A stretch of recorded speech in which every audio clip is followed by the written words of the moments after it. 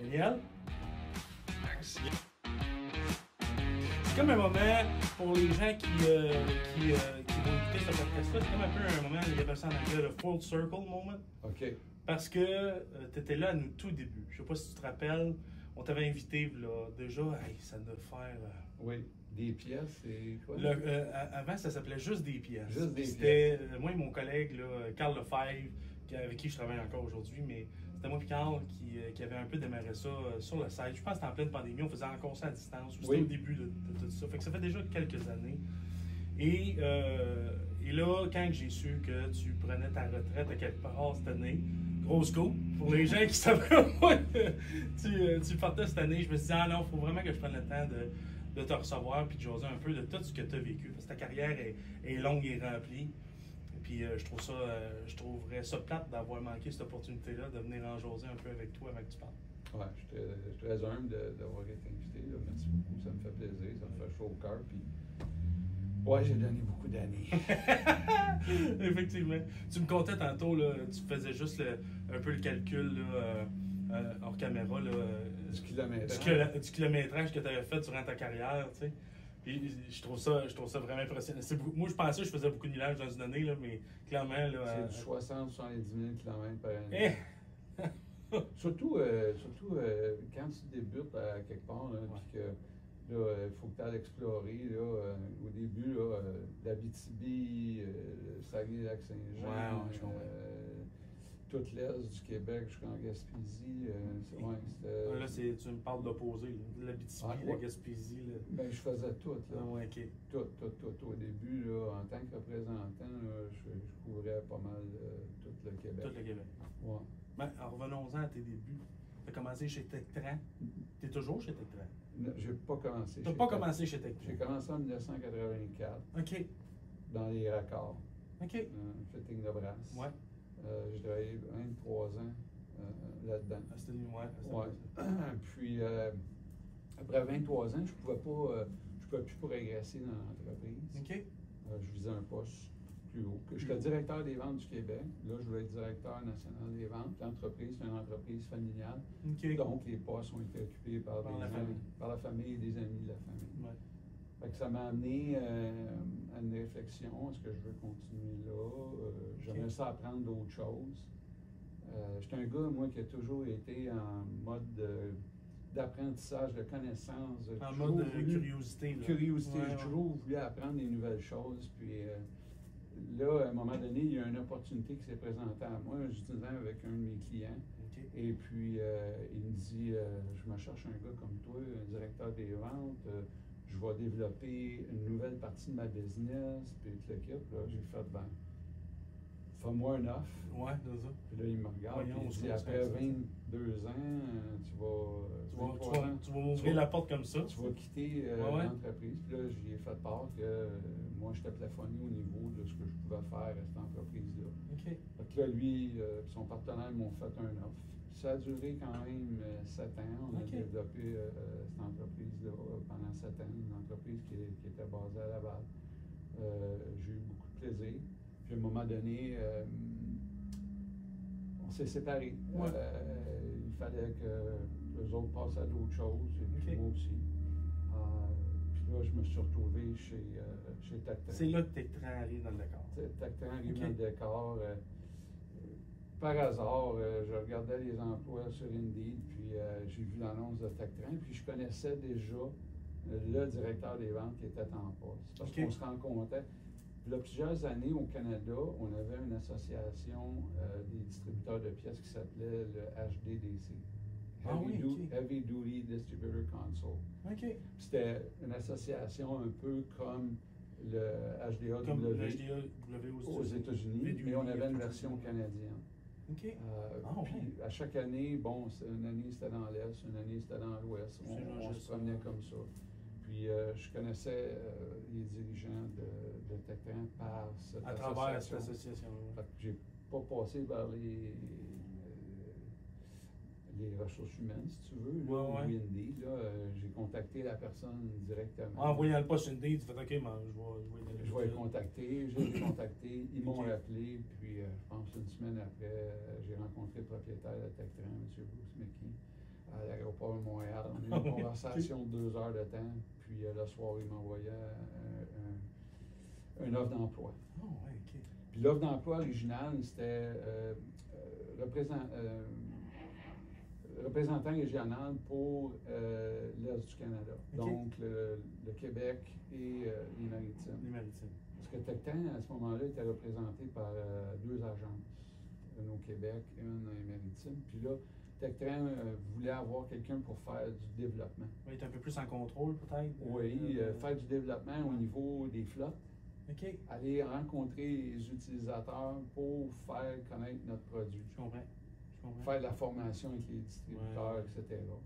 Puis ça a duré 6 mois. Après 6 mois, il m'a demandé de prendre l'Est du Canada au complet, donc l'Ontario, le Québec, les Maritimes. Puis là, j'ai engagé un représentant dans les Maritimes pour nous supporter. En Ontario, on avait déjà 2 représentants qui travaillaient. C'était des employés de Tectan, donc ils sont devenus sous ma gouverne. OK. Puis 6 mois plus tard, là, il m'appelle et il me dit, tu veux-tu être directeur des ventes du Canada? J'ai pas le temps de m'occuper du Canada. Tu me ferais un agrément. Ouais. Puis là, à ce moment-là, tu sais, j'avançais, puis là, je me disais, oh my God, le Canada, puis là, je vais avoir d'autres employés à gérer. Parce que l'objectif, c'était pas d'avoir d'employés à gérer. Ton objectif à toi, tu veux dire, c'était pas tant. Mais là, ça me tentait pas qu'il engage quelqu'un par-dessus moi. Donc, okay. J'ai eu une discussion avec ma femme, puis j'ai dit, ben, pour les années qui me restent, je vais occuper le poste du directeur des ventes pour le Canada. Je prends le défi, puis on y va. T'sais. Fait que j'ai toujours été un directeur des ventes hybride aussi. Dans le sens que, oui, j'ai du staff que je supervise à travers le Canada. Que je supporte, que je supervise. Exactement, j'ai une équipe. Puis, en même temps, je suis représentant. OK. Moi, je représentais là, tout ce qui était au sud de Drummondville, Trois-Rivières, vers Montréal.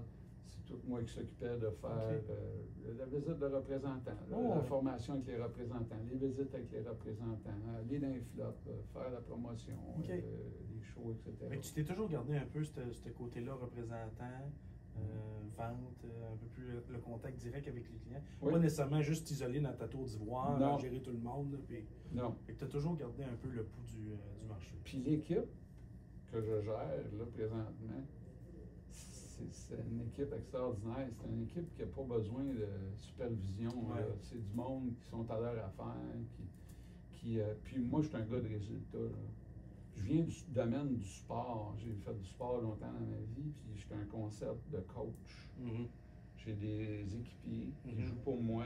Je connais leurs forces, je connais leurs faiblesses, puis je les supporte dans leurs faiblesses, puis je les aide à amener leurs forces encore plus haut. Plus haut niveau, tu sais. Fait que je sais comment les chatouiller, si tu veux, là, pour obtenir, bouton pesé, là. Pour obtenir ce que j'aime, tu sais, d'eux autres. C'est la seule partie qui va vraiment me toucher émotivement, de me détacher de l'emploi. Une fois la retraite arrive. Mon équipe. OK. Le reste, j'adore tout le monde, j'adore tout le réseau, les clients. Mais ça va te ça va me toucher. Je suis une personne émotive, là, tu sais, mais à date, ça se passe. Ça se passe bien. Ça se passe bien parce que tout le monde est correct. Puis je vois d'autres gens aussi qui prennent leur retraite. Hein. On est rendu à cette étape-là. Oui, c'est ça. Je comprends un peu parce que même de mon jeune âge, il y a beaucoup de gens dans mon entourage qui ont mon âge puis on grandit ensemble, on occupe des postes, on avance, la vie étant ce qu'elle est. Fait que j'ose à peine imaginer dans 30 ans quand je vais être rendu à ma retraite moi aussi, de lâcher ces gens-là on va s'être suivis tout le long. Ça va être quelque chose de... J'étais un petit peu en retard parce que j'aurais dû prendre ma pension de à peu près un an. Ah ouais? J'ai 66 ans, je vais avoir 66 ans et demi au mois de juin. Okay. Nous, on a fait une transition Tectran. Ça a toujours, le président a toujours été le propriétaire. Okay. Qui est un propriétaire qui vient de Oakville, en Ontario. Okay. M. Bruce McKee. Il a toujours été président. Il était aux opérations, aux finances, etc. Ouais. Là, c'était devenu trop gros. Fait que là, pour être géré par un seul homme. Ouais. Fait qu'il a engagé un CFO. Non, CFO, c'est Chief Financial. L'autre, c'est Operation. Ouais, CEO. COO. Ouais. Nouveau président. OK. Qui s'appelle Jared Shearer. C'est un gars qui vient du domaine du manufacturier automotive. OK. Il a travaillé pour la compagnie Captive. C'était des sensors pour les pare-brises. OK. Pour tout ce qui Du est côté, dans le moi, pare-brise. c'est ça, sensor, collision. C'est un jeune brillant. Puis lorsqu'on s'est rencontrés, septembre 2023, quand il est rentré en poste, justement, là, ils m'ont parlé de la retraite. Puis là, ben, j'ai dit, j'arrive à 65. Là, puis là, ils m'ont demandé si ça m'intéressait de faire une année de plus pour faire l'intégration de Jared avec Tectran au Canada, pour qu'ils comprennent le marché, etc. Fait que c'est ça. Puis, je voulais pas faire ma retraite au mois de décembre, là. C'est parce que j'aurais pu prendre ma retraite au 1er décembre, qui est ma fête. L'hiver, prendre sa retraite, c'est un peu ordinaire. Fait que j'ai détiré ça jusqu'à la saison de golf. Ouais, ben timé avec le golf, c'est pas vrai. Absolument. Fait que c'est ça, on a fait l'intégration de Jared. Puis là, lundi, hier, il y a un nouveau directeur des ventes canadien qui est rentré en poste. Là, présentement, il est en formation au bureau chef à Buffalo. Qui est en train de passer à travers tous les différents catalogue de produits. Dès la semaine prochaine, je vais commencer à l'intégrer, à aller rencontrer nos clients majeurs, puis l'intégrer au Canada. Fait que là, ça devient de plus en plus vrai. Là. Ça devient solide. Oui. J'ai fait le ménage dans mes échantillons. Oh mon Dieu! En 20 semaines. Mais j'ai encore des fonctions. Je m'en vais faire de la formation la première semaine d'avril à Toronto, là, toute la semaine avec un concurrent. Et puis, après ça, j'en ai un autre. J'ai une visite dans les maritimes qu'il faut que j'aille l'intégrer. Fait que je suis occupé pas mal. Tu es occupé quand même. C'est pas un long fleuve tranquille jusqu'en juin. Non, ça passe assez vite. Mais c'est correct, il faut s'occuper de ce style. Oui, absolument. Il ne faut pas toujours voir le côté ou l'aspect peut-être un peu moins positif. Je ne veux pas dire négatif, mais c'est pas négatif d'être rendu à où tu es dans ta carrière. C'est super. Mais des fois, c'est comme tu dis, de lâcher ton équipe, de lâcher un peu cette routine-là, toute la poutine que tu brosses au quotidien. Puis il y a des nouvelles choses qui s'en viennent. Oui. On voit, vous autres, vous êtes excités, les concessionnaires de camions, parce que là, il y a des véhicules à l'hydrogène, il y a des véhicules au gaz naturel, il y a des véhicules électriques. Là, l'assistance automatique de conduite s'en vient sur les camions comme sur les automobiles. Donc, ça progresse. Puis là, Tectran travaille sur un très, très gros projet d'intégration, de connexion entre la remorque et le camion. Parce que là, présentement, on fonctionne avec un opérateur, le conducteur ou le camionneur. Mais là, on a une connexion 7 brins qui alimente les valves ABS, qui alimente les lumières, les fonctions principales d'un camion, les freins à l'air, etc. Mais là, dans la cabine, il va y avoir beaucoup plus de télématique, il va y avoir beaucoup plus de systèmes informatiques intégrés, les sensors, la communication entre la remorque et le camion au niveau du poids, le gonflement des pneus. En tout cas, il y a une connexion qui se fait là. Qui va demander beaucoup plus qu'une sapine. Ah oui, OK. Fait que là, nous, le design qu'on a développé chez Tectran, c'est un design qui rencontre la même norme que la connexion SAE J560. Oui. Ça, c'est le 7 pin. Oui. Puis ce que les flottes nous ont demandé à travers l'Amérique du Nord, c'est que cette 17 pin-là soit compatible avec la 7 pin. Parce que c'est pas tout le monde qui va acheter des camions neufs en même temps, puis des remorques neuves en même temps. Je comprends. Fait que là, ils veulent qu'il y ait une adaptabilité des nouveaux puis les anciens équipements. OK. Fait que le 17 pin, il est la même grosseur qu'un 7 pin. La même affaire. Excepté que quand tu vas connecter tes 7 pins, il y a 7 pins qui vont être actives. Quand tu vas connecter les 17 pins, les 17 pins vont être actifs. Okay. C'est assez spécial comme concept. Okay. Puis ça me fait un petit peu peine de partir, pas le driver. Ouais, de là, pas le tu sais. vivre, de pas Je le suis impliqué présentement Ouais, ouais. avec certaines flottes ici au Canada qui sont intéressées de connaître. Ils ont signé des ententes de Non-disclosure, là. non-disclosure, NDA, là. exactement. Puis on est supposé les rencontrer pour faire des entrevues, puis leur poser des questions. Qu'est-ce Ouais. que les autres vont avoir de besoin, puis qu'est-ce qu'ils voient leurs besoins, puis comment est-ce que nous autres, on va adapter ça. Fait que j'ai dit à mon boss que si jamais il y a besoin d'un coup de téléphone, un peu d'aide, que je continuerais, là, mais ça, c'est encore là, tu sais, ça part de ma curiosité, de l'évolution de tout ce qui est impliqué dans le camionnage, tu sais. Ouais, je te comprends. Tu sais, même à mon niveau, dans une autre vie, mais j'ai assisté à un lancement de nouveaux produits, j'ai assisté à toute l'excitation qu'il y avait autour de ça, mais j'ai pas été là assez longtemps pour être capable de le vivre, puis d'y toucher en vrai, ou de le vendre à un client. Fait que je comprends un peu, c'est comme un peu. c'est un peu cru, mais dans mon temps, moi, c'est comme un peu un coït interrompu. T'as pas eu la chance de le vivre jusqu'au bout. C'est ça. T'sais? Fait que je comprends le feeling que tu peux ressentir. Mais 17 brins. Ouais. Il va y avoir des connexions Kanban là-dedans. Il va y avoir des connexions Ethernet. C'est de la communication sans fil, comme un Wi-Fi, excepté qu'il n'y a pas d'interruption.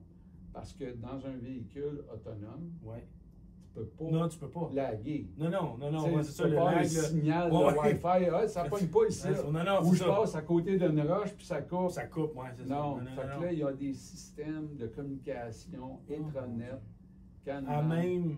À même le plug ou à même le système. Ouais. Mon Dieu. Puis même le système d'accouplement va être protégé par un genre d'un mécanisme de barreux. OK. Parce que là, présentement, tu plugues ta sabrin. Tu plugues ça là, puis c'est le cap. C'est le cap qui vient barrer ça, là, mais c'est...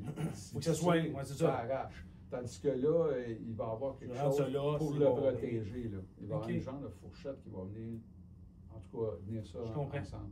En tout cas, c'est très intéressant. C'est sûr que c'est intéressant. C'est le fun. T'en as parlé un peu, mais la conduite autonome des véhicules de classe 8, des véhicules lourds, ça s'en vient aussi. Ça s'en vient. Les gros de ce monde, les Torque, les Kodiak, les Gatic, les Plus de ce monde parlent tous d'une commercialisation en 2027. Une commercialisation en 2027, ça veut dire que c'est vendu à monsieur, madame, tout le monde. Ça ne sera pas parfait partout. Je veux dire, au Canada, avec la neige, tout, ça peut être plus compliqué. Cette technologie-là va évoluer, là, puis ça va très, très vite. Mais au niveau de la conduite autonome, il n'y a plus personne, il n'y a plus d'opérateur dans le camion.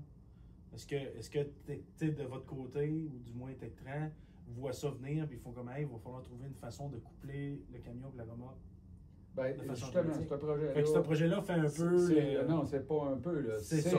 C'est ça. C'est ça. Ah, ouais, OK. Ouais, c'est ça. Oh, mon Dieu. Fait que c'est ça qui est excitant. C'est ça qui est. Ah, ouais, ça doit être excitant. Au bout. Absolument. Cool. Puis là, ben, c'est ça, ils sont partis le présenter là, cette semaine au TMC. Là. OK. Fait que ils sont en train de.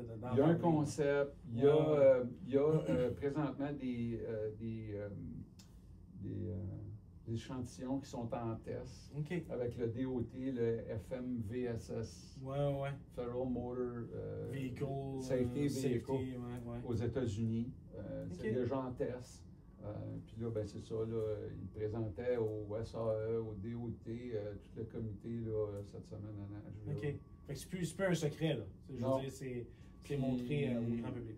Comme tu disais, là, 2027. Ouais, 2027, là. Quand on a fait le sondage, là, quand est-ce que les gens auraient besoin de cette nouvelle connexion-là, c'était 2 ans maximum. Ouais, c'est ça. Ça va aller super vite. Là, je veux dire, dans notre industrie, je pense qu'on n'a pas vécu encore d'aussi gros changements. Non, c'est très archaïque. C'est très archaïque comme changement. Je veux dire, un nouveau moteur, une nouvelle génération de moteur, un changement de cabine, un hood qui change un peu, le profil, l'aérodynamisme. Mais encore là, c'est très comme archaïque ou c'est très de base comme changement. Mais là, on parle de driver out, on parle de conduite autonome à 100% en l'espace de 2 ans. Je veux dire, ça fait déjà longtemps qu'ils travaillent là-dessus, ça fait déjà au moins 5 ans qu'on entend parler. mais les 2 prochaines années vont aller à Mach 2, là, littéralement. Oh, Là. absolument. On n'aura pas vécu d'aussi gros changements dans l'industrie du transport que celui-là. C'est Puis vraiment. tu vois là, les compagnies comme Cummins, puis Meritor, puis tout ça, puis les compagnies. La Star Eaton, ils ont des clutches automatiques. Ah ouais. C'est impressionnant. Il y a des systèmes de frein à disque maintenant, ces camions. Puis là, j'ai entendu dire qu'Ardex aussi sortait des nouveaux systèmes de frein électroniques. Là. Ça va. Tu sais, la prochaine grosse affaire, en Europe, ils ont déjà ça, mais je pense que la prochaine grosse affaire en Amérique du Nord, ça va être un retarder sans transition directement. OK. Du côté européen, Mercedes, Scania, MAN, tout ce gang-là, DAF, ont déjà des retarders directement. C'est comme un peu un jailbreak, un frein moteur, OK. mais directement après la transmission, si je ne me trompe pas. OK. Qui est super efficace. Là, au niveau efficacité, là, c'est de beaucoup meilleur. Puis ça a une puissance de freinage qui est supérieure à un frein Jacob. Là, qui est, en Europe, ils sont à des années-lumière en avant de notre technologie. Oui. Mais par contre, l'industrie du transport, c'est très complètement différent. Là. Tu fais 20 minutes, tu es dans un autre pays. Exactement. Tu pas les longs. Non. Puis la vitesse maximale sur les autoroutes quand tu es un camion, c'est pas 105. Là. Non. Je veux dire, c'est bien différent. Même un concessionnaire. Moi, j'ai vu comment est-ce que les tracteurs et les remorques se raccordent en Europe. Ouais. Puis c'est fait par, si je ne me trompe pas, c'est fait par les Fifth Wheels Safari. Mm-hmm. C'est en en même dessous ouais. de la Fifth Wheel, il y a une boîte, il n'y a plus de corde, il n'y a plus de main à l'air, c'est une boîte une connexion avec des points de pression. Oui. Puis là, c'est le camion qui se recule tout seul. L'opérateur, lui, il fait juste le mettre là, pèse un bouton, puis ça s'enligne tout seul, bon, puis ça se connecte, puis quand c'est prêt, toutes les lumières allument. Oh, ça part. Capotant. Ouais. Ils sont vraiment light years en avant de nous autres, mais toute la structure autour d'un camion en Europe est très différente aussi. Très différent. Un concessionnaire, le concept d'un concessionnaire en Europe est très différent de ce qu'on connaît nous autres en Amérique du Nord. T'sais. Un département des pièces comme ici en Amérique du Nord, eux autres en Europe, ils n'ont pas ça. La pièce au comptoir, ils ne la vendent pas comme nous autres, on peut la vendre au comptoir. Tu as vu ici, là, on est dans une de nos concessionnaires. Tu as vu en rentrant, il y a des pièces partout sur le plan, pas des pièces partout sur le plancher, mais dans le sens qu'il y a un display de pièces, il y a des présentoirs, il y a des pièces à tablette que tu vois, que le client est capable de toucher et de dire OK, puis tu vas emmener dans les allées, là, remplir son panier, là, puis s'en aller avec ça comme s'il faisait une épicerie. En Europe, c'est très très loin de ça. T'sais. On a reçu la visite, là, pas plus tard que l'année passée, ou je pense en début d'année passée, justement du président d'International, Mathias Karlbaum. Mais Mathias, c'est un Européen, c'est un Suédois, c'est d'origine. Fait que Mathias a une très fraîche idée de ce qu'un concessionnaire représente en Europe. Fait que de lui s'en venir en Amérique du Nord, ça a été pas juste d'arriver, mais ça a été un choc culturel dans le camionnage pour lui parce que c'est toute une autre façon de faire qui est très différente. T'sais. Mais malgré tout ça, on le voit, l'influence de notre part, du moins chez notre fabricant, l'influence suédoise qui prend tranquillement le dessus pour toutes les bonnes raisons. Okay? On peut peut-être voir ça d'un mauvais œil des fois, mais pour toutes les bonnes raisons, il y a une façon de faire, il y a une mentalité qui commence à s'implanter chez nous, chez notre fabricant. Puis on le voit ça, puis c'est super rafraîchissant. D'ailleurs, il y a des camions maintenant qui viennent d'Europe, puis sur les systèmes de frein à air, sur les camions, pas sur les remorques, il y a des raccords métriques à du tube DOT américain. Ça a été demandé longtemps. Là, présentement, il y a certains modèles de camions qui en ont. Qui viennent avec ça. Ouais. Nous, on a entré à peu près une dizaine de modèles là, qui sont requis. Là, ouais, puis c'est très populaire. C'est une vraie tendance. Là, ça s'en vient. Fait que c'est l'Europe qui s'intègre au marché américain. C'est exactement ça. Ouais. On le voit, puis le fait de la mondialisation de tout ça, tu sais. Traton, qui possède Scania, MAN, Volkswagen en Amérique latine, les camions Volkswagen en Amérique latine, puis international aux États-Unis, en Amérique du Nord, mais tu sais, nécessairement, l'Amérique du Nord, ça représente une petite partie du monde entier. Un Scania dans le monde, c'est partout. Là. Je veux dire, tu as du Scania en Asie, comme tu as du Scania en Amérique latine, comme tu as du Scania en Afrique, puis en Australie. Tu en as partout. Fait que, tu sais, l'Amérique du Nord, en soi, ça représente une petite partie du marché mondial du camionnage. Fait que c'est sûr que tôt ou tard, la même affaire chez nos compétiteurs, tu sais, je veux dire, on appartient tous à quelque part à une personne un peu plus haute que nous autres, là, tu sais, de par les acquisitions avec les années, de par le désir de vouloir un peu globaliser tout ça, tu sais. Mais ça m'étonne pas, puis tu vois, on a la preuve ici, le tranquillement pas vite, même à la base, aussi proche que des fittings, sur des, tu sais, on le voit puis on le sent, fait que c'est vraiment trippant. Là, je veux t'amener complètement ailleurs. Oui. Quand tu as commencé chez Tectran, si on prendrait une photo du moment où tu as commencé chez Tectran, de l'industrie du transport à ce moment-là, OK. Puis on reprendrait une même photo aujourd'hui. Pour toi, qu'est-ce qui est le plus frappant? Qu'est-ce qui est la plus grosse différence entre les deux? Il y a deux pôles. Ouais. Il y a les gens qui, en tout cas, ce qui regardent les produits. Nous, on est une compagnie qui prône beaucoup la solution et la qualité. Oui. Alors, on a des gens qui sont sérieux là-dedans, qui, pour eux, d'avoir un camion sur la route, c'est plus important que d'avoir un appel de service, puis un camion qui est hors service, puis qu'eux, ils comprennent le concept que faut qu'ils mettent des pièces de qualité. Le downtime puis l'uptime, ils comprennent ça. Le retour sur l'investissement. Alors, ça ne les dérange pas d'installer des systèmes de connexion qui sont adéquats, puis de ne pas se faire achaler à balance ou par les contrôleurs routiers. Puis là, tu as l'autre extrême qui ne veut pas payer, qui veut payer le moins cher possible, puis qui mettent des choses sur des véhicules. Ça on ne voyait pas vraiment ça, mais là, on est rendu là. Le contexte économique fait que l'industrie du transport, la profitabilité est très, très mince. Donc, il y en a qui choisissent de couper... On prend la route, on va couper les dépenses, puis... Oui, beaucoup. OK. Puis il y a des gros problèmes dans l'industrie, là. Je veux dire, on entend parler partout, les gouvernements en parlent, tout le kit. Il y a cette réalité-là qui n'existait pas ou qui était moins présente dans le temps. Mais de plus en plus, on voit les grosses compagnies, les compagnies qui sont sérieuses, se conformer à ce que la sécurité leur demande, puis aussi le retour sur l'investissement. Ils ont des comités, des grosses entreprises, ils ont des comités techniques, puis ils sont sérieux à propos des produits qu'ils vont mettre sur leur camion, sur leur véhicule, pour ne pas avoir de downtime exactement. Ça, c'est la grosse chose qui me frappe le plus. Là. Ah ouais. Mais ça ne me surprend pas, comme tu l'as dit, le contexte, je pense, le contexte économique, puis le fait que il y a toutes sortes de situations, là, pour ne pas les nommer, mais les chauffeurs Inc., le fait qu'il y a toujours de plus en plus de compétition. La COVID a créé de quoi de bizarre dans les dernières années aussi. Il arrive toutes sortes de choses là, qui font en sorte que les flottes peut-être envisagent des fois de peut-être diminuer la qualité du produit, de diminuer leur budget de dépenses au détriment de la qualité du produit. Et voilà. Puis il arrive ce qui arrive. Puis je vais dire, j'abonde dans ton sens, là, les flottes sérieuses, les compagnies de transport sérieuses vont finir par comprendre tôt ou tard que la qualité va toujours primer parce que c'est moins de downtime, c'est moins de réparation, c'est un mécanicien de moins des fois. Ça peut aller jusqu'à un mécanicien de moins dans le garage parce que tu n'as pas besoin de réparer autant ou tes opérateurs sont plus en sécurité avec des bonnes pièces de qualité. Fait que moi, je comprends que...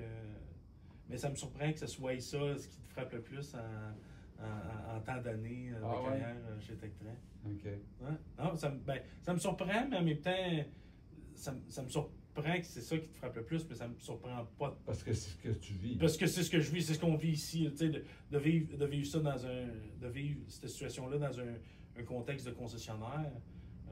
À cette heure, il faut toujours que dans tes pièces, tu aies du good, better, best. Good, better, best. Puis tu n'as plus le choix de au moins proposer ça à tes clients. T'sais. Tu peux plus. Parce que la minute que tu proposes juste le best ou le good, tu es éliminé. Dans une partie du marché. Oui, parce qu'il va prendre ça et va aller.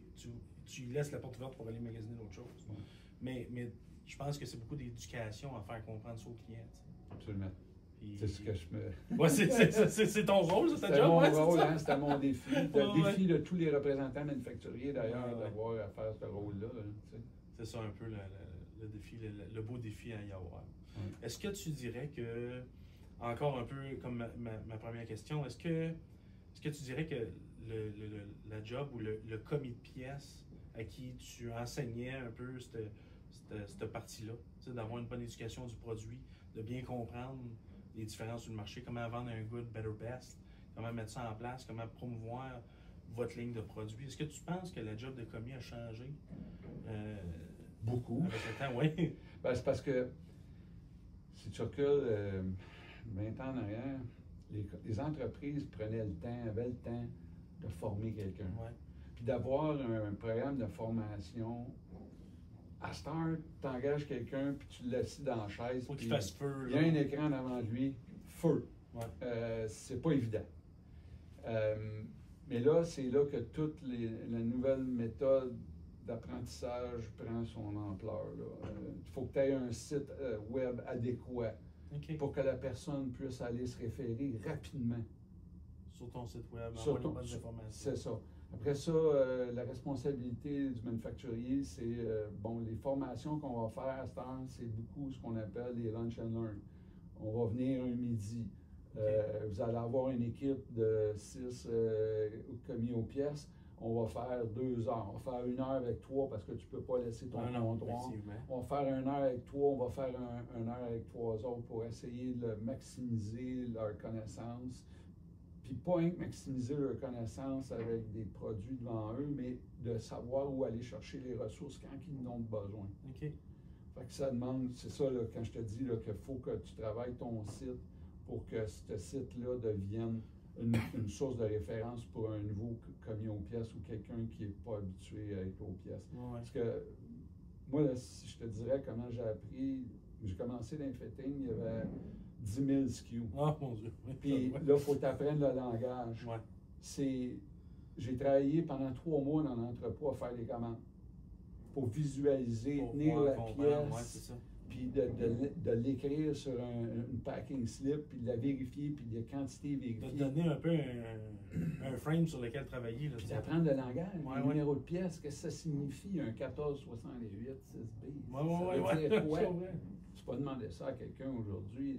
La numérologie, ça n'a aucune importance. C'est comment ça coûte, tu l'as-tu, puis qu'est-ce que ça a l'air. Là, il faut que tu aies une source de référence pour aller le faire. Parce que tu n'as plus le temps de prendre un employé puis de le faire passer 3 mois dans l'entrepôt.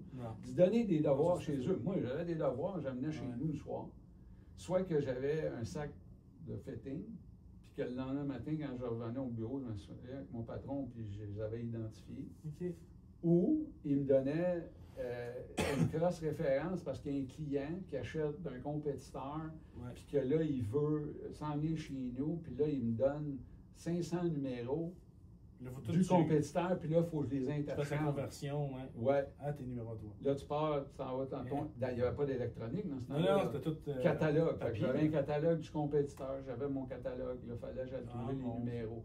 Une fois que tu avais compris le langage, le système de numérologie, là, ça se simplifiait, mais hey, c'était... Avant d'apprendre ça, c'est ça. Aujourd'hui, là, quelqu'un, toi, il vient ici, donne une liste de pièces, Excel, document, VLOOKUP, paf, c'est fait, ça prend 10 secondes.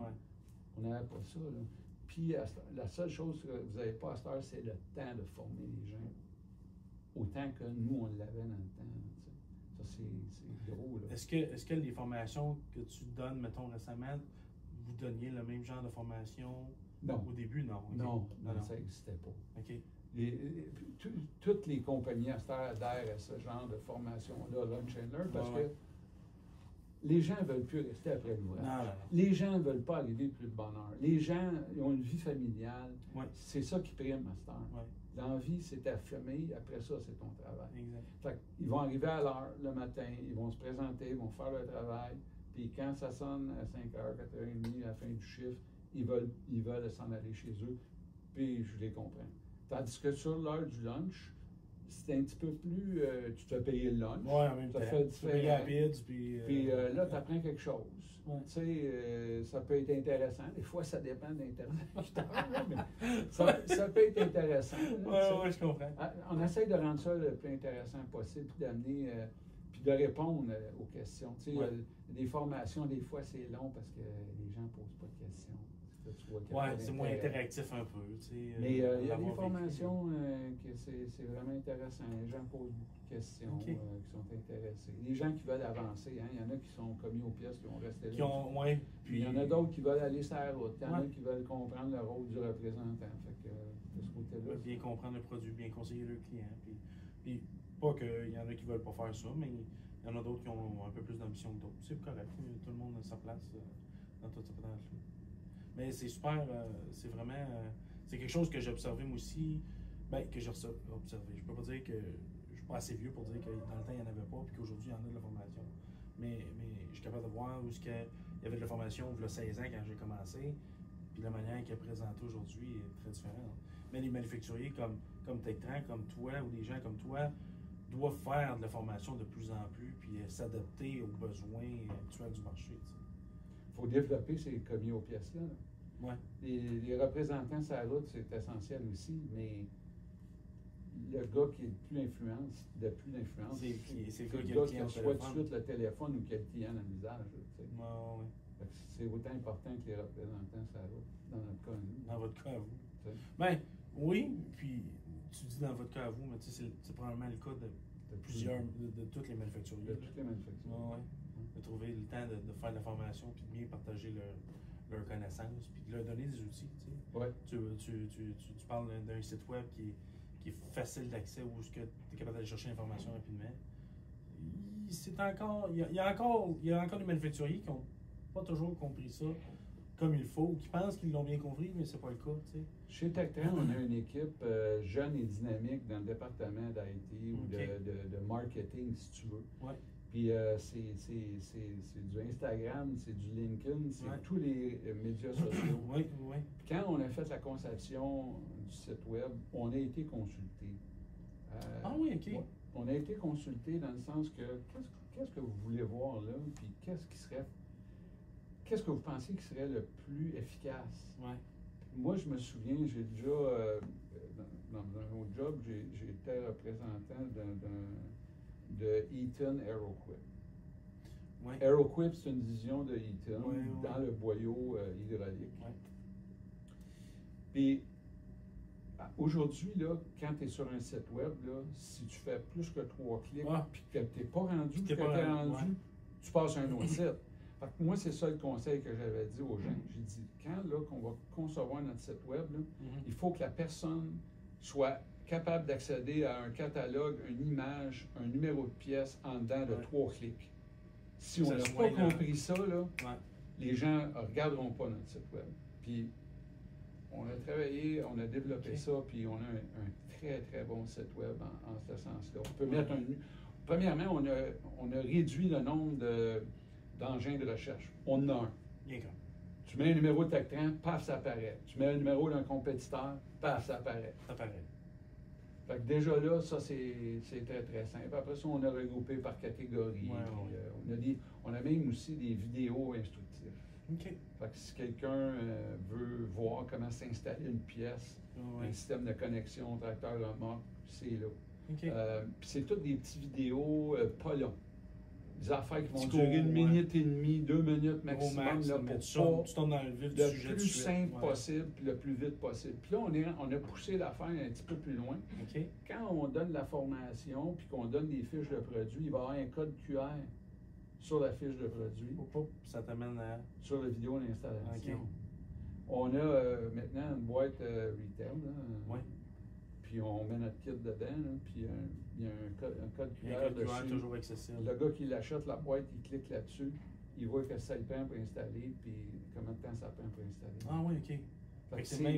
C'est même adapté à quand tu achètes la boîte, le client qui achète la boîte, mais en scannant le code QR, ça va lui montrer les instructions d'installation. C'était les conseils qu'on avait donnés aux gens qui développaient le site web pour nous autres, puis je pense que c'est réussi. Oui. C'est pas encore... Ouais, c'est pas la grosse. Ouais. Il manque peut-être une petite affaire, mais vous êtes vraiment pas loin de la vérité. On est vraiment pas loin de la vérité. Puis, comme je te dis, là, en dedans de 3 clics, tu es rendu où ce que tu veux être. Là. Cool. Mais je pense que oui, c'est définitivement pour un commis, il faut que ce soit rapide. Le client s'aligne, ou tu es entre 2 appels, ou tu es entre 2 calls, tu as un client s'aligne sur le hold, puis là, dans l'action, ça va vite. Il faut que tu sois capable de trouver ton information rapidement. Absolument. Au-delà des outils que tu es capable d'avoir en interne, on a notre propre banque là, de cross-référence chez nous à l'interne. Aussi. Mais tu sais, il faut être capable d'aller chez un manufacturier X, comme sur le site de Tectran, rentrer un numéro d'un compétiteur, puis être capable de trouver exactement ce qu'on a besoin. Absolument. Vraiment, là, ça, c'est plus qu'important. Comme tu dis, il n'y a tellement pas de temps dans une journée de 8 heures pour former les gars qu'il faut que tu sois ça accroche à ce niveau-là. Absolument. Yes. En finissant, Dan, oui. Tu me dis que la chose qui va t'ennuyer de plus, c'est ton équipe. Oui. Comment j'aimerais ça? Est-ce que tu vas t'ennuyer de faire de la route? Non. Non.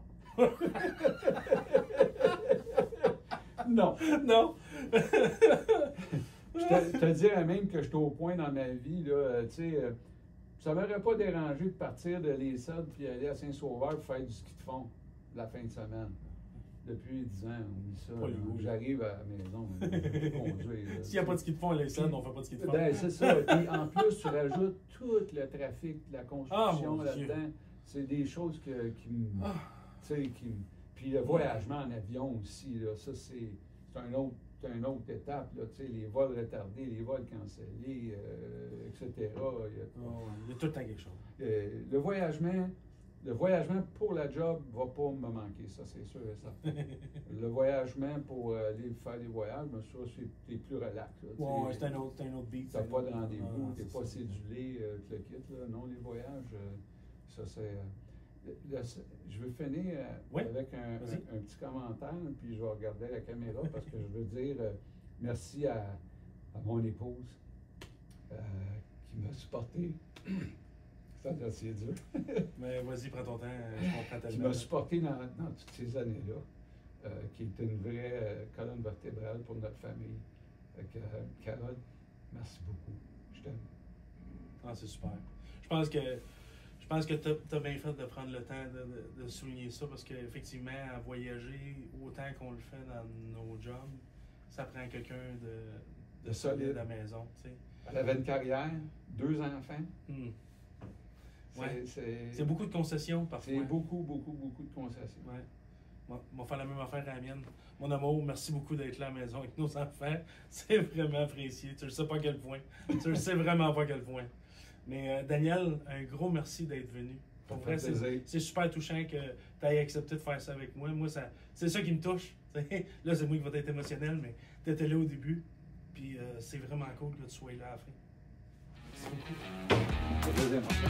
C'est